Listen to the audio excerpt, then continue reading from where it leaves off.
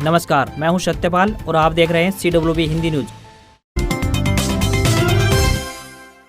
जनता दरबार में सीएम मनोहर का एक्शन, पटवारी को किया सस्पेंड, वन अधिकारी को छुट्टी पर भेजने के आदेश दिए। हरियाणा के मुख्यमंत्री मनोहर लाल खट्टर ने सिरसा में जन संवाद कार्यक्रम के तहत 227 शिकायतें सुनी और संबंधित विभागों को शीघ्र निपटान के आदेश दिए। इस दौरान मुख्यमंत्री ने व्यवहार को लेकर जहां गांव खारिया के पटवारी महेंद्र सिंह को सस्पेंड करने के निर्देश दिए, वहीं जिला वन अधिकारी रघुवीर सिंह को लापरवाही बरतने के कारण 1 महीने के लिए छुट्टी पर भेजने के आदेश दिए हैं। मुख्यमंत्री शनिवार शाम को सिरसा पहुंचे थे और चौधरी देवीलाल विश्वविद्यालय के सभागार में जन संवाद कार्यक्रम के तहत जनता की समस्याएं सुनी। मुख्यमंत्री ने जन संवाद के बाद पत्रकारों से बातचीत में कहा कि सरकार जन समस्याओं के प्रति गंभीर है। अब वे हरियाणा के हर जिले में ऐसे ही जन संवाद कार्यक्रम के जरिए आमजन की समस्याओं को सुनेंगे।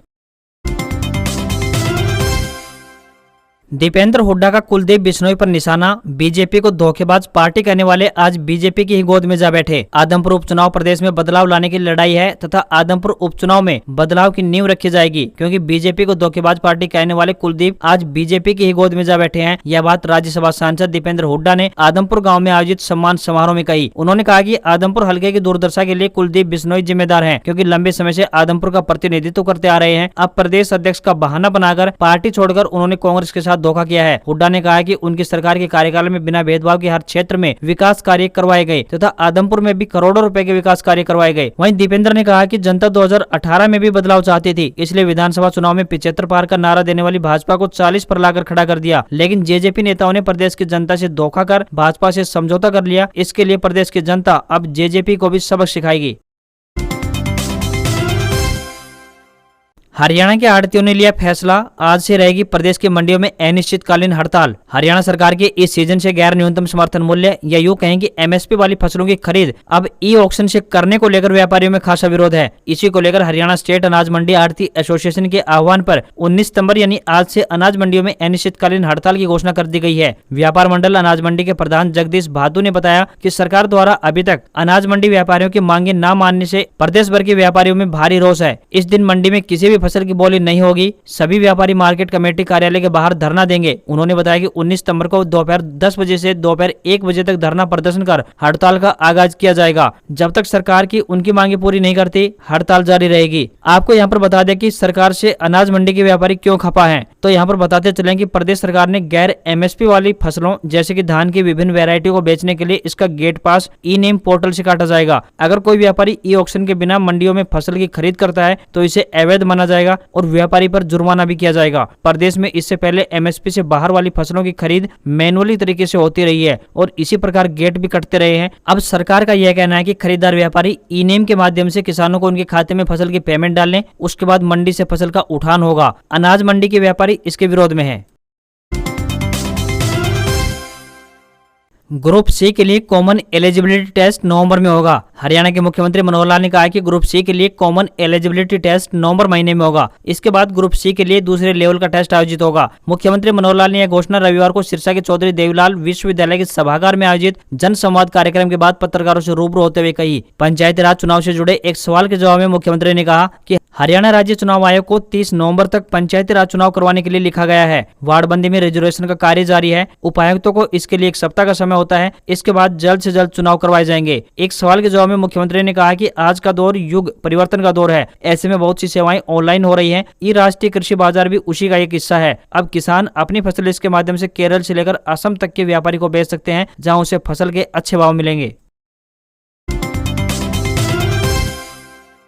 मुख्यमंत्री मनोहर लाल ने सिरसा में जन संवाद कार्यक्रम के दौरान जब 9 एकड़ जमीन की मालकिन एक महिला पेंशन बनवाने की फरियाद लेकर पहुंची तो मुख्यमंत्री ने कहा कि सिर्फ पात्र व्यक्ति को पेंशन का लाभ मिलेगा, जो व्यक्ति पात्र नहीं है उसे यह लाभ नहीं दिया जाएगा। उन्होंने महिला को कहा कि वह 9 एकड़ जमीन की मालकिन है और 2.5 लाख रुपए सालाना उसकी इनकम है, ऐसे में उसकी बुढ़ापा पेंशन नहीं बन सकती। महिला ने जब मुख्यमंत्री को अपनी 3 बेटियों के बारे में बताया तो मुख्यमंत्री ने तत्काल महिला को 1 लाख रुपए अपने ऐच्छिक कोटे से देने की घोषणा की। उन्होंने कहा कि महिला की पेंशन इसलिए नहीं बन सकती क्योंकि उसके 5 किले जमीन तक की अनिवार्यता है। वहीं 1 लाख रुपए की सहायता उसकी बेटियों को ध्यान में रखकर जरूर दी गई है।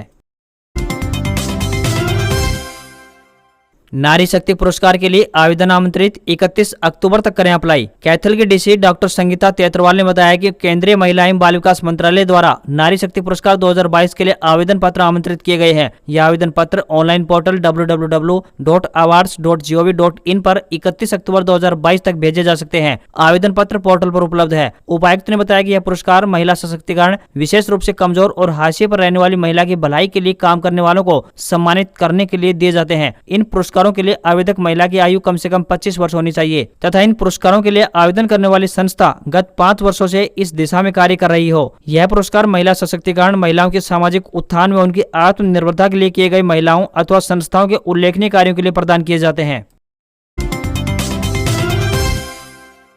सोलर वाटर पंप सिस्टम बेचने तथा दूसरे स्थान पर लगाने पर सब्सिडी देने होगी वापस। नवीन एवं नवीकरणीय ऊर्जा विभाग हरियाणा द्वारा सोलर वाटर पंपिंग सिस्टम स्थापित करने पर जिले के किसानों को 75% अनुदान दिया गया है ताकि किसानों को ज्यादा वित्तीय खर्च न करना पड़े और वे डीजल पंपों से छुटकारा पा सकें। हरियाणा के रेवाड़ी जिले में सोलर वाटर पंपिंग सिस्टम स्थापित करने के लिए साल 2020-21 व 2021-22 के तहत जिले के 1651 किसानों को 75% अनुदान दिया गया है। एडीसी स्वप्निल रविंद्र पाटिल ने बताया कि विभाग के पास इस प्रकार की शिकायतें प्राप्त हो रही हैं कि कुछ किसानों ने अपने सोलर वाटर पंपिंग सिस्टमों को किसी अन्य को बेच दिया है या फिर निर्धारित स्थान के अलावा किसी अन्य स्थान पर उस सिस्टम को लगवा दिया गया है। उन्होंने बताया कि जब सोलर वाटर पंप लगवाने की स्वीकृति किसानों को दी गई थी तो किसानों ने लिखित रूप में दिया था कि वे अपने सोलर वाटर पंपिंग सिस्टम को न तो किसी अन्य को बेचेंगे तथा न ही किसी अन्य स्थान पर लगवाएंगे। यदि वे ऐसा करेंगे तो सरकार उनसे दी गई 75% अनुदान राशि वापस ले सकती है। एडीसी ने अधिकारियों को किसानों के सोलर वाटर पंपिंग सिस्टम की भौतिक जाँच करने के निर्देश जारी कर दिए हैं ताकि पता चल सके कि किसानों ने सोलर वाटर पंपिंग सिस्टम को बेचा हुआ है या निर्धारित स्थान के अलावा किसी अन्य स्थान पर शिफ्ट किया गया है। धान के अच्छे दाम मिलने से किसानों में खुशी, 4000 के करीब पहुंचे रेट। इस बार बासमती धान के अच्छे दाम मिलने व प्रति एकड़ अच्छी पैदावार से किसानों में खुशी है। शनिवार से फतेहाबाद व टोहाना की अनाज मंडी में 1509 वैरायटी के धान की आवक शुरू हो गई है। शनिवार को इसके भाव 37 रुपए प्रति क्विंटल रहे, जो कि शुरुआती दौर में अब तक के सबसे ज्यादा भाव है। इतना ही नहीं, इस बार प्रति एकड़ धान की 70 मन पैदावार की औसत होने से किसान को 1 लाख रुपए प्रति एकड़ से अधिक आय होने की उम्मीद बढ़ी है। इससे किसानों के साथ साथ व्यापारियों के चेहरे भी खिले हुए हैं। शनिवार को 1509 किस्म के धान की कीमत फतेहाबाद अनाज मंडी में 36 रुपए थी, जो कि टोहाना में यह धान 37 रुपए प्रति क्विंटल के भाव से बिका। बता दें कि धान की सीजन में सबसे पहले 1509, उसके बाद 1121 व परमल धान की आवक होती है। सरकार की ओर से केवल परमल धान की ही खरीद की जाती है, जिसका न्यूनतम समर्थन मूल्य इस बार 2060 रुपए है, जबकि बीते वर्ष यह 1960 रुपए प्रति क्विंटल था। बीते वर्ष मार्च 2022 में 1509 धान के भाव 4000 रुपए तक पहुंच गए थे, लेकिन इसका फायदा किसानों को न होकर व्यापारियों को ही हुआ था। वेलनेस सेंटर खोलने की तैयारी कर रही है हरियाणा सरकार। वेलनेस सेंटर में मिलेंगी ये सुविधाएं। सीएम मनोहर लाल खट्टर ने ट्वीट कर जानकारी दी है कि हरियाणा में 2000 वेलनेस सेंटर खोलने की हमारी योजना है, जिससे जनता रोग मुक्त रहेगी। यह सेंटर इसलिए खोले जाएंगे ताकि लोग स्वस्थ रहें और उन्हें किसी भी तरह की कोई बीमारी ना घेरे। इसके लिए लोगों के स्वास्थ्य को देखते हुए 2000 वेलनेस सेंटर खोलने की तैयारी चल रही है। वेलनेस सेंटर का मूल उद्देश्य लोगों को बीमार होने से बचाना है। इसमें योग और अन्य जीवन शैली के रोगों से बचाव करना होता है। इन केंद्रों में मातृ स्वास्थ्य, बाल स्वास्थ्य, टीकाकरण, किशोर स्वास्थ्य, मधुमेह, रक्तचाप, कैंसर, अंधापन, श्रवण बाधित रोग, संचारी रोग प्रबंधन और उपचार, गैर संचारी रोग प्रबंधन और उपचार, मौखिक स्वास्थ्य, मानसिक स्वास्थ्य, योग और व्यायाम, परामर्श, स्कूली स्वास्थ्य शिक्षा, आपातकालीन चिकित्सा सुविधाएं उपलब्ध होंगी। पेंशन कटने से पहले मोबाइल पर आएगा मैसेज, हरियाणा सरकार का बड़ा फैसला। हरियाणा में बुजुर्गों की कटी पेंशन को लेकर चौतरफा मचे बवाल के बीच खट्टर सरकार ने एक बड़ा फैसला लिया है। अब पेंशन रोकने से पहले संबंधित लाभार्थी के मोबाइल पर मैसेज भेज दिया जाएगा और उसे सूचित किया जाएगा। साथ ही रजिस्ट्रार जनरल ऑफ इंडिया मृत्यु एवं जन्म के आने वाले डाटा को फील्ड में भेजकर सत्यापित कराएगा। इसको लेकर प्रदेश सरकार द्वारा सभी जिलों के समाज कल्याण अधिकारियों की ड्यूटी लगाई गई है। ये अधिकारी गाँव के नंबरदार व तहसीलदार की तस्दीक के बाद ही पेंशन रोकने पर फैसला लेंगे।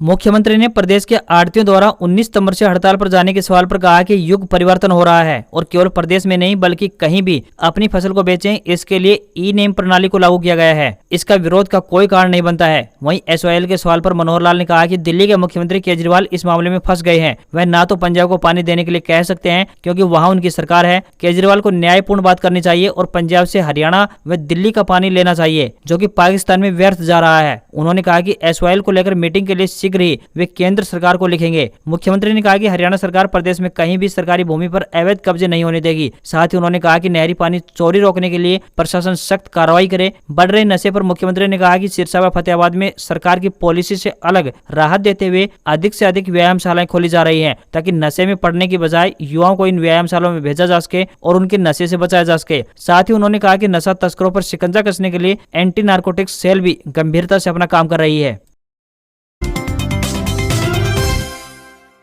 हरियाणा पंचायत चुनाव अपडेट। ट्रिपल पी डाटा मिला। विकास एवं पंचायत विभाग ने BC-A सीटें तय करनी शुरू की। हरियाणा में पंचायती राज संस्थाओं के चुनाव कराने के लिए पिछड़े वर्ग A को जो आरक्षण दिया जाना है, उसकी सीटें तय करने में अभी विकास एवं पंचायत विभाग को 4 से 5 दिन और लगेंगे। परिवार पहचान पत्र यानी ट्रिपल P का डाटा विभाग को मिल गया है। हालांकि यह डाटा तो 7 दिन से ही मिला हुआ था, मगर कुछ पंचायतों में मतदान केंद्रों और मतदाताओं के डाटा का मिलान न होने के कारण फाइनल डाटा तैयार करने में देरी हो रही थी। अब 16 सितंबर को यह फाइनल डाटा विभाग को मिल गया है। अब विभाग पिछड़ा वर्ग A की सीटें तय करने में जुट गया है। शनिवार और रविवार को छुट्टी के दिन भी विभाग इस काम में जुटा हुआ था। उम्मीद है कि सीटों की अधिसूचना 22 सितंबर तक जारी हो सकती है। जैसे ही आरक्षण का काम पूरा हो जाएगा, तब विकास एवं पंचायत विभाग की तरफ से राज्य चुनाव आयोग को सूचना भेज दी जाएगी। साथ में चुनाव कब तक कराए जाने हैं, इसकी अधिसूचना भी भेजी जाएगी।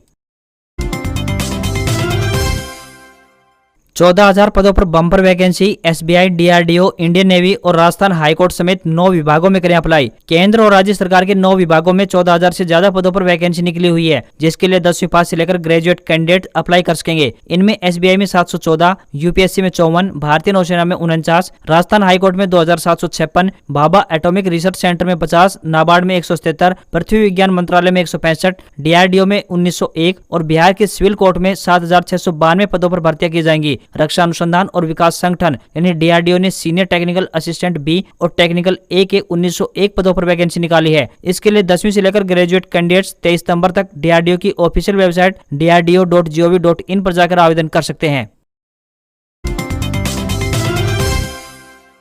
हरियाणा मानव अधिकार आयोग में आई कॉन्ट्रैक्ट भर्ती। 23 सितंबर है लास्ट डेट। हरियाणा मानव अधिकार आयोग चंडीगढ़ ने अनेक सहायक पदों पर भर्ती के लिए आवेदन मांगे हैं। महिला व पुरुष दोनों वर्गों के उम्मीदवार अपने आवेदन भेज सकते हैं। आपको बता दें कि यह भर्तियां कॉन्ट्रैक्ट आधार पर की जाएंगी। जो भी इन पदों पर आवेदन भेजने के इच्छुक हैं, वे भारतीय पोस्ट के माध्यम से अपने आवेदन भेज सकते हैं। आवेदन करने की अंतिम तिथि 23 सितंबर 2022 है। इन पदों के लिए उम्मीदवार स्नातक पास होने चाहिए तथा उम्मीदवार के पास 10वीं कक्षा में हिंदी विषय होना चाहिए। किसी भी वर्ग के उम्मीदवार को आवेदन भेजने के लिए कोई भी आवेदन शुल्क नहीं देना होगा। अधिकतम उम्र की बात करें 42 वर्ष, न्यूनतम आयु 18 वर्ष तय की गई है। शराब का फ्लेवर बदलने के लिए शख्स ने डिप्टी CM दुष्यंत चौटाला को लिखा खत, नहीं रोक पाएंगे हंसी। हरियाणा में इन दिनों एक लेटर तेजी से सोशल मीडिया पर वायरल हो रहा है, जिसमें एक शख्स ने डिप्टी CM दुष्यंत चौटाला के सामने एक अजीब मांग रखी है। वायरल हो रही इस लेटर में देखा जा सकता है कि युवक ने देसी शराब का फ्लेवर बदलने के लिए विनती की है। पूरा लेटर पढ़ने के बाद आप भी अपनी हंसी नहीं रोक पाएंगे। मामला हिसार के गाँव माजरा के रहने वाले वीरेंद्र सांगवान का है, जिन्होंने अपने मांग पत्र में लिखा है कि माननीय उप मुख्यमंत्री जी, हम उपरोक्त विषय पर आपको ध्यान दिलाना चाहते हैं और गुजारिश करते हैं कि आजकल जो देसी शराब कंपनियों द्वारा बनाई जाती है वो बहुत ही घटिया स्तर की बनाई जा रही है। हम गरीब आदमी हैं और गरीब आदमी ही देसी शराब पीते हैं। जब हम देसी शराब पीकर किसी आदमी के पास बैठते हैं तो हमारे मुंह से इतनी बदबू आती है कि कोई अपने पास नहीं बैठने देता है। अगर देसी शराब का फ्लेवर चेंज कर दिया जाए जिससे इसमें बदबू ना आए तो हमें भी समाज में इज्जत से लोग देख सकेंगे और पत्नी भी बदबू से परेशान नहीं होगी। युवक ने आगे लिखा कि हम भी राज्य का राजस्व बढ़ाते हैं तो हमारी भी थोड़ी बहुत सुनी जानी चाहिए। ये राज्य के सभी शराब भाइयों की एक गंभीर समस्या है। आपके पास यह विभाग भी है। आप इन सभी देसी शराब बनाने वाली कंपनियों को आदेश दे सकते हैं कि शराब को बदबू रहित बनाया जाए। हम अमन पसंद नागरिक हैं, अतः हम सभी शराब भाइयों की आपसे उम्मीद है कि आप विषय पर ध्यान देंगे। आपकी अति कृपया होगी। युवक ने नीचे अपना नाम और मोबाइल नंबर भी लिखा है। आज खबरों में बस इतना ही। देखते रहिए CWB हिंदी न्यूज। नमस्कार।